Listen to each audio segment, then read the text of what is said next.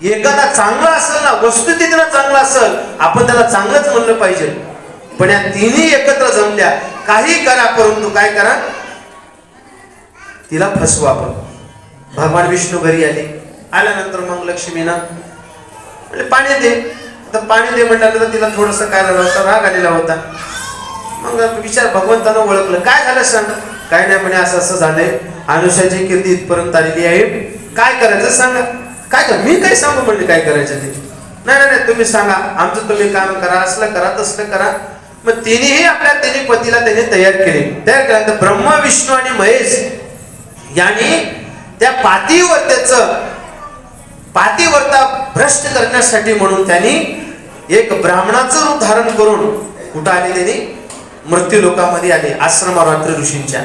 आल्यानंतर आश्रमामध्ये अत्री ऋषीनं बाहेर गेलेले होते आणि सती अनुसयानं सकाळी सकाळी उठून सडा संवर्जन करत होती, रांगोळ्या टाकत होती. आणि तिन्ही अतिथी आल्यानंतर त्या अतिथीला तिनं पाहिलं.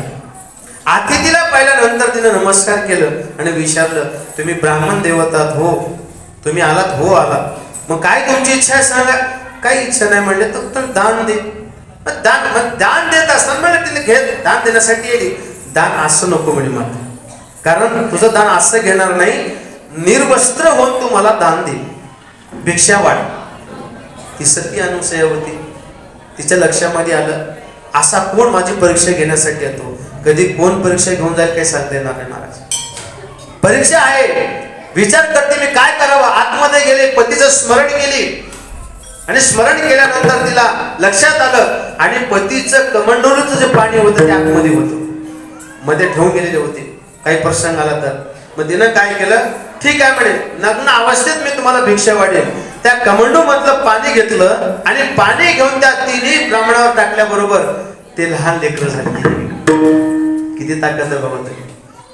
देवाला लहान केलं, तिनं लहान केलं आणि लहान करून तिनं काय केलं, घरामध्ये आणलं, पाण्यामध्ये टाकलं आणि त्याला लेकरू म्हणजे की रडायला लागलं. रडत असताना त्या सती अनुसयानं स्वतःचं स्तनपान दिलं देवाला. बघा, स्तनपान पाजवलं. स्तनपान पाजवायचं ना आतमध्ये टाकायचं. एकाला टाकलं की दुसरं रडायचं, दुसऱ्याला टाकलं की तिसरं रडायचं. बरं का, एक लेकरू आईला त्रास देतो, पण तीन लेकर किती त्रास देत असतील, दोन लेकर किती त्रास देत असतील. एकाला टाकलं की एक रडायचं, एकाला टाकलं की एक रडायचं. रडत असताना मग तिनं झोका द्यायची महाराज. बघा किती भाग्य असेल. जगाचा मालक हे तीन ब्रह्म विष्णू आणि महेश याला पाळण्यामध्ये टाकून ती पाळणा हलवत होती आणि पाळणा हलवून तिनं गाणी म्हणत होती महाराज. गाणे म्हणजे अलीकडची गाणी नाहीत ती, पुरुषा काळामध्ये सुद्धा गाणी म्हणायची महिला. जात्यावर दळण करत असताना अरे गाणे म्हणायचे तिने चांगलं. आताचे गाणी वेगळी, तवचे गाणी पुराणी गाणी वेगळी, असं आहे. म्हणून असं करत असताना मग काय झालं, 1 दिवस झालं, 4 दिवस झाले, 8 दिवस झाले, 15 दिवस झाले, फोनच तुमच्या बेनचं तिघाचं बी. त्यांच्या आता स्वर्गामध्ये देव लोकांमध्ये आता गडबड झाली. लक्ष्मी सरस्वतीला फोन केली, सावित्रीला फोन केली, पार्वतीला फोन केली, का ग तुझे मालक घरी आले का, आलेच नाही. तिला फोन केलं, तुझे मालक, माझे पण आले नाहीत. अगं माझे पण आले नाहीत म्हणे. अगं 1 महिना झाला तर मी तिघाचे नवरे घ्या पचत गेल्यापासून काही पता वगैरे काहीच पता लागलं नाही म्हणे. काय करावं सांगा. मग तेवढ्यामध्ये हे निरोप देण्यासाठी आणखी परत फोन केले, नारद पत्रकार.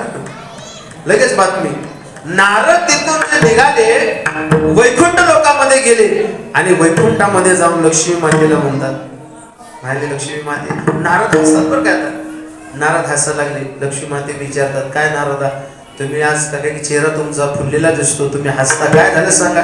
काय व्हायला म्हणे, काही पता लागलं का आमच्या मालकांचं. काय पता लागता बरं, तुमच्या वैतागाला निघून गेले म्हणे. ते माणूस कधी घर सोडतो, बाहेरचं जास्त टेन्शन झाले की घर सोडते माणूस. बरं काय, माणूस बिघडण्याचे 2 कारण आहे. नेमातले सांगतो बरं काय, बाहेरचं सांग, नेमातले पुराणात सांगितले. माणूस बिघडण्याचे 2 कारण आहे. एक तर माणूस व्यसनाच्या नादी लागतो संगतीमुळं, आणि दुसरं व्यसनाच्या नादी लागतो बायकोच्या टेन्शनमुळं. बरोबर आहे. 2 कारण आहे. 2 कारणामुळे माणूस व्यसनी बनतो.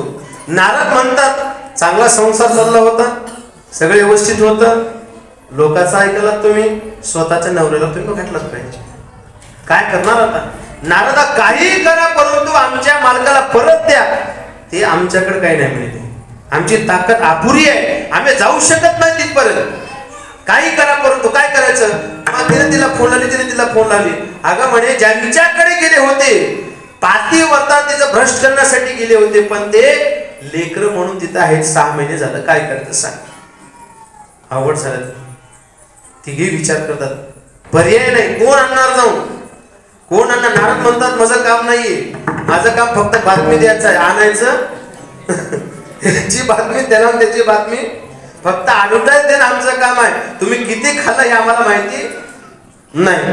पत्रकाराचं एवढंच असतं, बाकीचं काय नाही, फक्त आमचं निरोप द्यायचा आहे, पण बाकीचं आमच्याकडे काही नाही, तुमचं तुम्हीच काही बघा. मग शेवटी काय झालं महाराज, स्वतः त्या ठिकाणी हे तिघी या मृत्यू लोकांमध्ये आले. आणि मृत्यू लोकांमध्ये येऊन जिथं तिचा आश्रम होतं अत्रि ऋषींचं, त्या आश्रमाजवळ आले. आणि जवळ आल्यानंतर सती अनुसूया त्यांनी पाहिल्यानंतर अहंकार विसर्जित झाला. माणूस जे मोठेपणा बोलतो नाही, केवळ अहंकाराने बोलतो.